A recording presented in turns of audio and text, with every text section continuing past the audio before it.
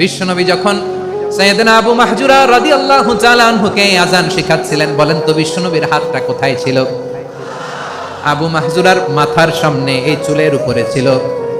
আবু মাহজুরা ওই স্মৃতিটাকে ধারণ করবার জন্য, ওই স্মৃতিকে বহন করার জন্য বিশ্বনবীর মোবারক হাত আবু মাহজুরার কপালের চুলের যেই জায়গায় লেগেছে, মৃত্যুর আগের দিন পর্যন্ত আবু মাহজুরা মাথার ওই চুলে কোনোদিন ছুরি আর কামার লাগায় নাই, সেখানে কেচি লাগায় নাই, চুলের মধ্যে খুর লাগায় নাই। আবু মাহজুরা ডান দিকের চুল কাটতো, বাম দিকের চুল কাটতো, পেছনের চুল কাটতো, সামনের চুল কাটতো না।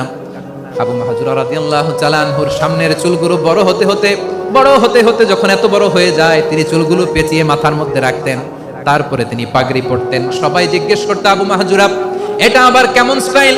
দেখতে তোমারে কি বিদঘুটে লাগে? কেমন অড লাগে, কেমন খারাপ দেখা যায়? মক্কায় এমন কোন মানুষ তো দেখি নাই, ডানে চুল কাটে, বায়ে চুল কাটে, পেছনে চুল কাটে, সামনে কাটে না। ওরে আবু মাহজুরা, কেমন দেখা যায় তোমারে? তুমি সামনের চুল কাটো না কেন?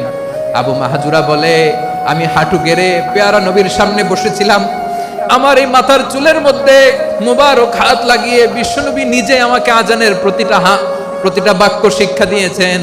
বিশ্বনবীর মোবারক হাত, পবিত্র হাত আমার মাথার চুলের যেই জায়গায় লেগেছে, আমি চাই ওই চুলগুলা নিয়ে আমি আমার কবরের ভিতরে যাব।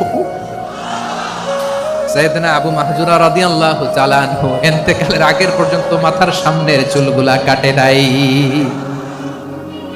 মাথার সামনের চুল তিনি কাটেন নাই। সুবহানাল্লাহি বিহামদি। কেমন ভালোবাসতেন বিশ্বনবী সাহাবীদেরকে, সাহাবারা কেমন ভালোবাসতেন বিশ্বনবী।